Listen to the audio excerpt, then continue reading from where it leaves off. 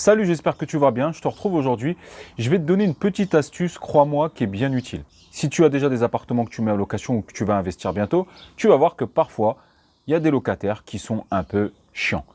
C'est-à-dire que ça peut vite tourner à l'embrouille parce qu'ils vont t'appeler pour une ampoule, une vis, plein de choses. Alors, il faut savoir qu'il y a des tâches qui nous incombent et des tâches qui leur incombent. Il ne faut pas hésiter à leur rappeler. Mais là, je vais te donner une astuce simple. Il y a un PDF à télécharger qui a été mis à disposition par le ministère des Cohésions et des Territoires et le ministère du Logement. Ça, c'est une astuce que je réserve à mes participants de ma formation, une astuce parmi tant d'autres.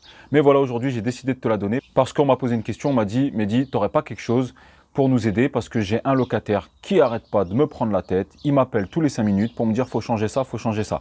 Donc voilà, j'ai décidé de répondre à ta question. Regarde bien ce petit extrait de ma formation. Autre chose, je vais te donner un conseil super important. Peu de gens le font, je te conseille absolument de le faire, je le fais systématiquement. Je t'explique. Lorsque tu loues un appartement, parfois, certains locataires ont tendance à croire qu'ils rentrent dans l'appartement et que tu es responsable de tout. Une ampoule, une prise, le moindre truc. « Allô monsieur, j'ai ça. » Non, non, non. Et là, le ministère de la Cohésion des Territoires avec le ministère du Logement, ils ont sorti quelque chose de génial.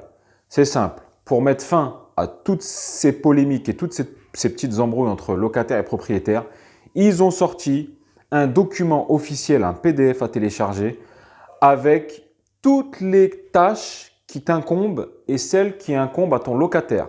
Donc c'est simple et tu vas te rendre compte que nous, il n'y en a pas beaucoup, à part peut-être une chaudière, un ballon d'eau chaude, un radiateur qui tombe ou un compteur électrique qui s'enflamme, on n'a pas beaucoup. Et encore, je te donne un conseil si tu as une chaudière. Si tu as une chaudière, ton locataire doit absolument avoir un contrat d'entretien. S'il n'a pas de contrat d'entretien, c'est de sa faute. Donc, je vais te dire ce que je fais, c'est simple. Tu vas sur Google, tu tapes « qui répare, qui entretient ». Je te répète, tu tapes « qui répare, qui entretient ».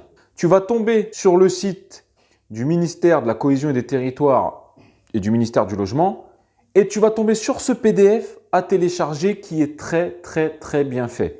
Il y a toutes les tâches qui t'incombent en tant que propriétaire et toutes les tâches qui incombent au locataire. Donc ça, lorsque tu fais ton entrée dans les lieux avec ton nouveau locataire, tu lui remets un exemplaire qui signe avec la date du jour, lu et approuvé.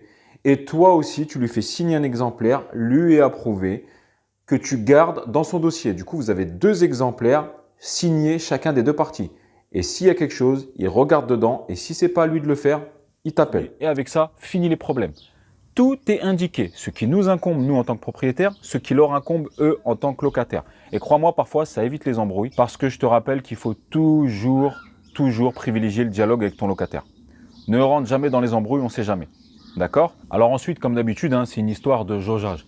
Si ton locataire est hyper sympa, ou ta locataire, c'est une petite étudiante, que ses parents ne sont pas là, etc., qui a une ampoule, j'ai envie de te dire, va lui faire. Ne sois pas obtus à dire « Ah bah non, c'est marqué que c'est pas moi, c'est pas moi ». Il faut toujours jauger. Mais si maintenant, ce sont des chiants, ça arrive, des bons payeurs mais chiants, dans ce cas-là, tu leur dis de se référer au manuel qui a été émis par ce ministère et ils regardent. Si c'est à toi de le faire, tu y vas. Si c'est à eux, ils le font. Mais je te rassure, nous, franchement, en tant que propriétaire, on n'a pas grand-chose. Voilà, j'espère que cette petite astuce t'a plu. Donc, n'hésite pas, va télécharger ça. C'est une astuce parmi des dizaines que je donne dans ma formation. Je te rappelle que ma formation est toujours disponible.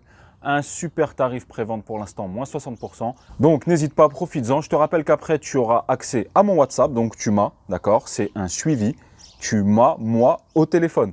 Plus, tu seras sur notre groupe. Donc, tu m'as et je te suis étape par étape tout au long du processus de ton investissement. C'est un service que j'ai voulu donner en plus par rapport à mes concurrents parce que pour moi, l'accessibilité, ça prime. D'accord? Pour moi, on peut sortir toutes les tendances qu'on veut. On reviendra toujours à l'authenticité, l'authentique, c'est-à-dire le dialogue 1-1. Donc, si tu as aimé cette vidéo, mets-moi un like. Tu sais que ça va m'aider à continuer et que du coup, YouTube, il va la monter. Je ne demande jamais. Mais si tu peux faire ou partager ou parler autour de toi, ça va m'aider à continuer. Voilà, je te remercie, j'espère que ça t'a plu. N'oublie pas, on est ensemble, je te dis à très bientôt. Ciao!